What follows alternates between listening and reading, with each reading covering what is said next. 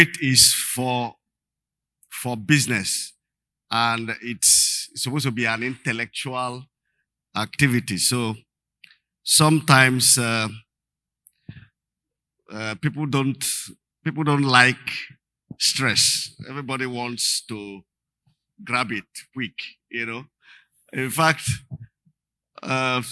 when I was called somewhere to come and talk about wealth creation, and I came, and everybody wanted to know how you would just go to one place and you carry money.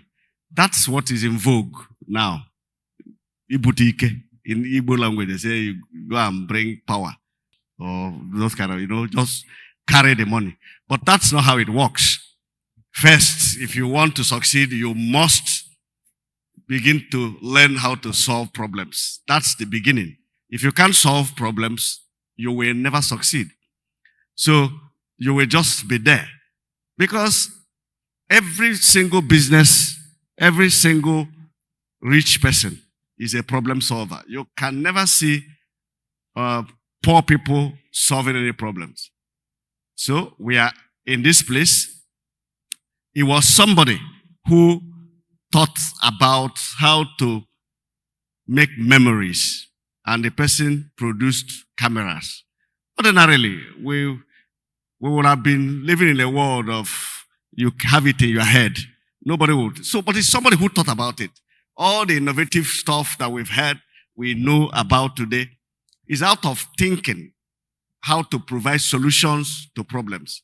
So when I told them that this is how you create wealth, you don't have, there's no place that money is kept for you to come and carry. And people should be willing and able and very committed to going the long haul, because it's not easy. You must have sweat before you have sweet. Am I communicating? So today we are going to talk about the art of thinking in systems. In where you systems thinking in growth and sustainability. I heard a story about a Reverend Father that went to Reverend Fathers, when they are white. When they go out, they don't eat so much because, first, so that it will not stain them. Second is for their status. So he went with his driver, and they will bring food, big, fine food, chicken and stuff. He will say, put it in the boot. Everything. They say, put it in the boot. They were putting everything in the boot. And he forgot that the driver was not a Reverend Father, right? The driver could eat, that kind of thing. So when they were coming back, they came from Calabar to Akwa Ibom. And so they were going back to Calabar. They got to that Itu bridge. And the driver was very hungry. His eyes were already turning. So he didn't know how else to tell the Reverend Father that give me food or something. And he just said, Father, this bridge, which one? Where should I follow? Should I enter this side? The driver said, the Reverend Father said, what are you? What's wrong with you? Have you eaten since morning? Oh yeah, pack. Go open the boot and take something and eat. That is system thinking. The Reverend Father was thinking about himself. He forgot that even in that vehicle, that he would have put fuel in the vehicle, right? He put fuel in the vehicle, but he forgot to put fuel in the driver's stomach. So that's how systems work. It's a holistic approach to everything. When the supply chain fails, for example, you find that your customers will be dissatisfied. If you go to 4 Point Hotel today, and in fact, I went to one big hotel recently, and I got there, and they said they didn't have, I went with my son, and they said they didn't have hot chocolate. Why didn't they have hot chocolate? Because someone forgot to buy the Milo that they used to make hot chocolate. So, and automatically there was dissatisfaction. The next time we were to go, my son will say, no, let's go to 4 Point. That the other side, they don't always have hot chocolates. And that's it. So we have to now be traveling all the way from Uyo to Ikorekmene to go and, you know, take just hot chocolate. So that's how life is. So, as business people, you need to have this approach to solving problems that is called systems thinking. It views complex issues as part of an interconnected system rather than, isolated parts. You have to connect all the dots. In fact, if you are frying akara, for example, you are into making akara, and every time you see the man where you grind beans, every time you see him late at night doing all manners of things, getting drunk and the rest of them, if you're a systems thinker, you need to do something about it. It's either you begin to find a new person or you try to correct him. Otherwise, one day you prepare, you have an order to meet, and the man will disappoint you. And that's when you realize that, I used to see this man messing around and I did nothing about it. So that's systems thinking for you. I hope you're following me. So,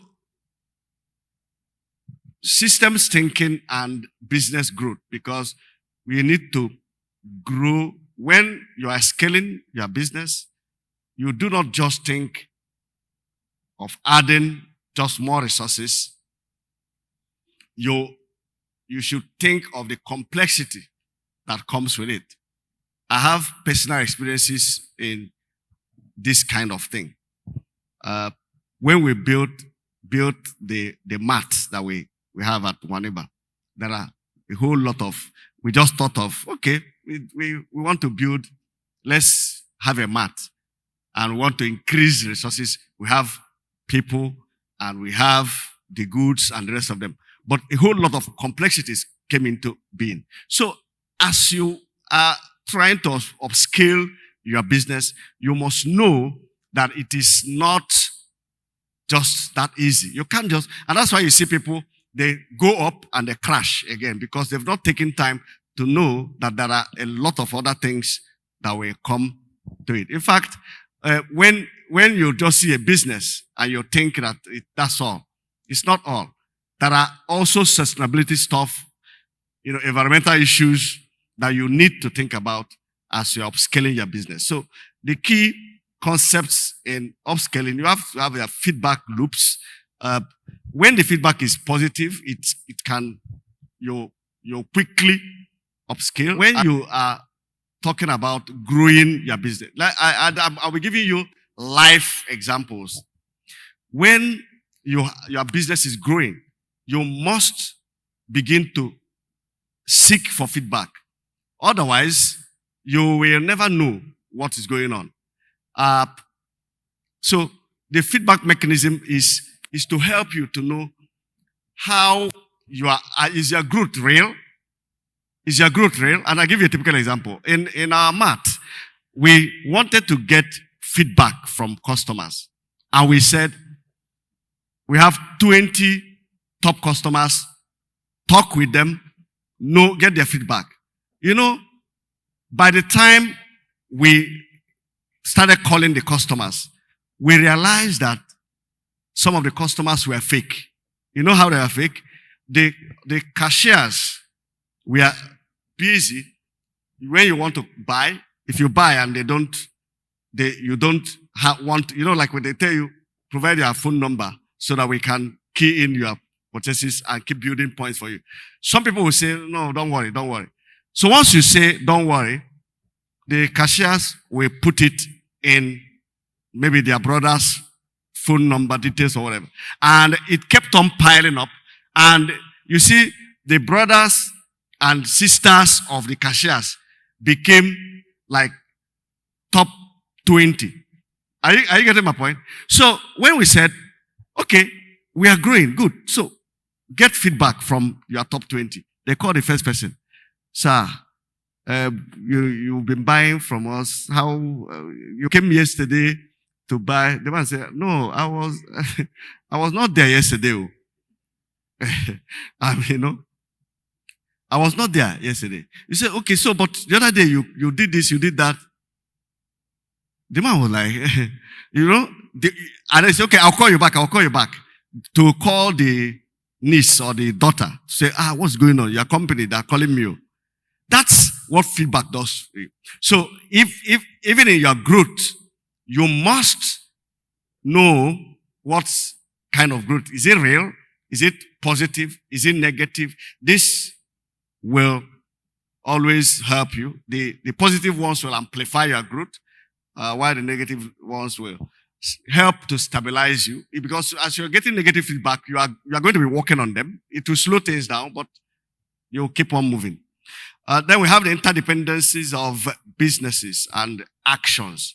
As your businesses are growing, you need to begin to have your teams depending on one another. Now, I told somebody before, if you want to grow your business and you are a makeup artist and you're already doing that, what stops you from also trying to buy a camera, stuff like that? What stops you from, doing other things that are related, so that things that are interdependent? Like somebody's calling you today, come and make me up. As you finish, you'll snap the person. Not when you finish making up, you finish doing makeup, you now call another person to come and do videos and pictures and all that. After all, women can do all these things. So as you're going for your makeup, whatever, you carry it's all just for you to go and learn it. Go and learn a skill. So you begin to have interdependencies and these things, as you are thinking, they impact one another. As you are snapping the person, you know that when you do a bad job snapping, it rubs off on your makeup. Because the makeup you made may be very beautiful, then the picture you are snapping is bad and you are losing it. A systems thinker must be good at that makeup stuff you are doing, and you will also be very excellent in with the cameras, so that everything will work together. So another point is leverage points. We're talking about growing through systems. Leverage points. Now, there are places within the system where small changes can make big impact. And I'll give you a typical example. When we set up the mat, we have the tantalizers. If you know the mat at Waneba, we have tantalizers there and the mat. And after a while, we thought of having a booker by the side. Small booker, small change, but making big impact. Why? Because some of the young boys will come around after eating all around the bookers in Waneba. They will come to the mat and walk around, snap picture, drink Coke in tantalizers and go away. And that's it. So we were like, so all this traffic, why are they not eating? And we started noticing that some of them would rather eat in the booker. And we made a little booker beside that place. Small business, but big impact. And, a whole lot of them, when they now come, they settle in the booker. After that, they go to tantalizers and snap their pics. So you find how to leverage as you are growing. There are leverage points. There are serious leverage points. Whatever you are doing, you have leverage points. And you think in that direction. That's systems thinking. So let's talk about sustainability. I have short time. Sustainability is about environmental concerns. It involves creating systems that survive and thrive in the long run. Systems that thrive in the long run. You don't just start a business because you want to start a business.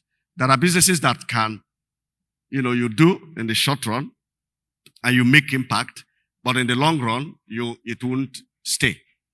And that's why you have, anyway, government is helping us now. They have sustainability impact analysis, environmental impact analysis these days. So when you are doing your business, when you want to establish a business, they will ask you some of those things. And if I also I can give you plenty examples, even with what happens in the mat. When we started, we just thought that, okay, we're opening a supermarket. Once we bring goods, They will sort it, put the goods in the shelves, and then we sell.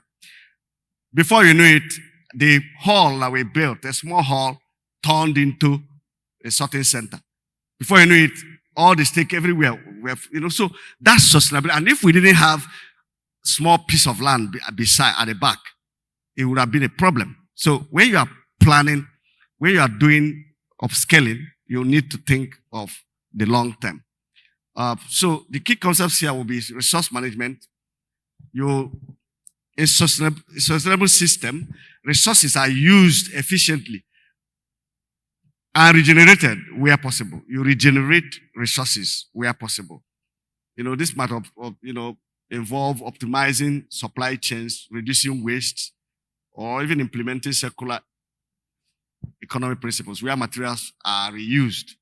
So when you want to manage your resources, you need to know which ones, what can I regenerate? And that's why you see some businesses, when they're planning sustainability, you see that like a Nestle PLC, you see that they are interested in the people who are producing cocoa. The next thing, they want to have a farm. If I also tell you, right now, I'm beginning to think of, okay, so if we have tantalizers, we have buka, we have this, we have that, we need to now begin to think of, okay, how do we get eggs? Maybe we have to start to have one small poultry somewhere. That's sustainability. That's how you think. So as you are doing your business, you need to be thinking of what are those resources that I need regularly in my business that I can, you have a small restaurant. Why can't you be by the side of your house, start doing snail farming? Can start doing snail farming. In fact, there's one woman, one of my good friends that we used to buy snail from. And one day she came to my house and she was telling me how she used to get snail from here and there. And I told my wife, we have to do snail farming since it's rotten, what's it called that? What's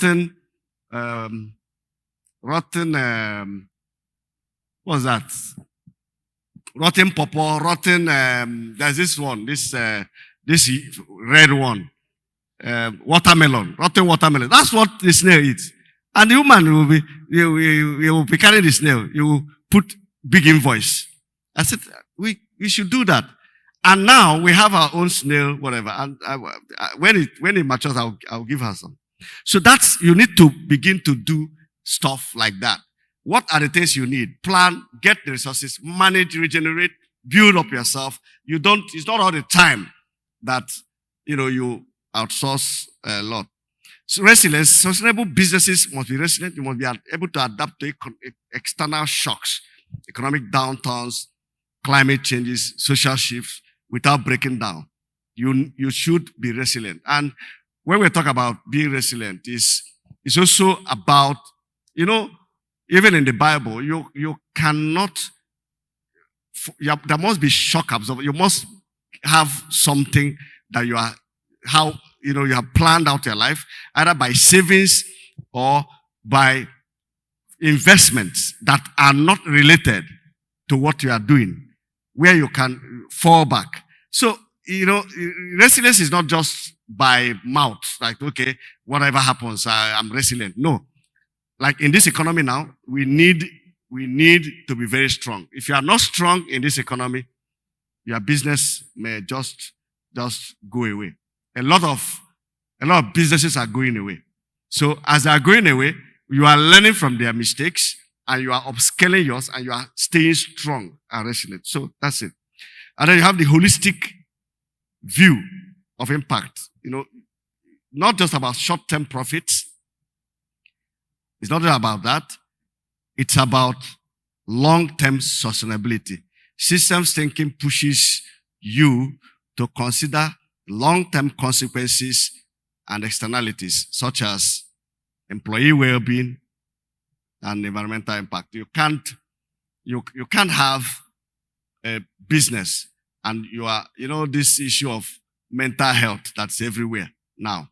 If you have a business, you must think of even the well-being of the people who are working for you. It's not audit because one day you may come and you don't see anybody, or they keep telling you that they're having mental health problems. You know, you know about mental health. It's raining now. All the children, when you do anything, they say it's affecting my mental health. But when we were growing up, we didn't know about that. What we knew was madness. Kulu mentality. Kulu. They say that man is mad. You remove your clothes, then you are mad. But now, you tell somebody to come to work that the driver is not available today. Take Keke and come. When she comes to the office, she will tell you that journey has affected her mental health. That's what we are dealing with now. And a whole lot of that will be happening more and more. You know why? Because the children are getting all the more soft day after day. So as you are planning your business, you should know the kind of persons you are employing. Sometimes we prefer to employ people who are on the street. Because there are some people you employ. They will come there, you will even talk to them once, they will start crying. And that's it. So that's you need to take care of all those things. So you should have practical applications in business. We have cross-functional collaboration. You encourage your different departments, if you have different, to work together and understand how their actions impact the overall system. Now, I can also use my business to explain. Because the truth is, if you are doing business in Nigeria now, of course, they told us to be having multiple streams of income, right? So you don't need to just do one thing. You are supposed to be versatile so that you can have the benefit of synergy and economies of scale. If you don't do that, when something happens in one side, for example, if your business is in maybe you used to ride, you're a keke rider, for example, and that's all you have, and they say fuel is like how it is now, and you are finding it difficult, it becomes a problem. So in our own business, we are diversified. So you let the teams know how their activities affect, the other business. We have, for example, the Nestle distribution business. You cannot, as Nestle, think that your activities will not affect what we are doing in the mat, because supplying us is also part of your job. And once you've not supplied, we have a problem with customer service and all that. And then you do scenario planning. You start thinking about the potential features based on different variables, market conditions, resource availability. So what are you thinking? Where will your business be tomorrow? If people like IBM did this scenario planning, I'm sure they would have known that there will be a lot to happen. Supermarkets today, what are they thinking? In a short while, of course, if you go to like UK or even America, the online sales they have. That's why Amazon, went so high up. Online sales. I've been in the US, and you travel all the way from Nigeria to the US, thinking that you are going, like an old man I am, thinking that I'm going to that place to go to the market, buy things and buy that. Now, I got there. I told my children I want to go and buy clothes one day. And they were like, go to where? These are in secondary school. My friend told me that they bought this one from this shop, from that shop. I said, where? Tell me the address. They said, no, see it here. See the address here. Buy, place, do this, do that. Before you know it, they've made all the order. Right? So, because we are in Uyu, you think that, okay, every time people will come to you, every time. It doesn't work that way. So, whatever business you are doing, you need to start thinking that there may be a time where you will see people like us. You will only see these ones that have iPhones and stuff. So how are they going to be buying? So this is what we are talking about. Scenario planning. What are the things, and then the regulatory changes that are there. What are the things that will happen in the future? In 5 years' time, what will happen? Even for me, in the math, we have, even though somebody will say, why are you spending money? We have the app for people to buy online. We have the e-pay. We have all manners of things. Slow growth.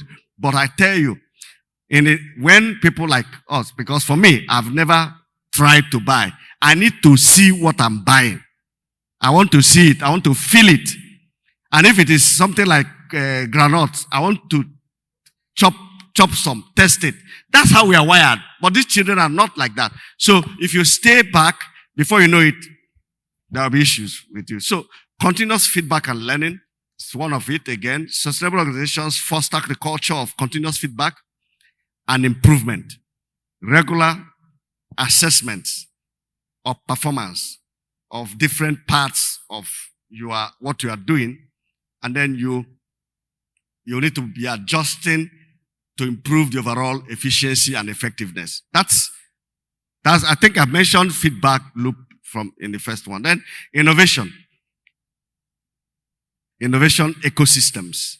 Systems thinking encourages businesses not to only focus on internal operations, but to also focus on the external environment.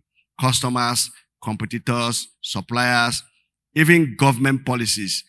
So you building innovative and very creative systems should be able to help you create opportunities for collaboration, for shared resources, and co-development. So which will enhance your skilling. Because when you are growing and you are sustainable, you must be innovative. I think so that it's not when that time comes, you will begin to say what's going on. There are some businesses we are doing today that our competitors have moved. So we need to constantly learn how to think ahead and continue to upscale. Thank you very much. I think that's the end of my presentation.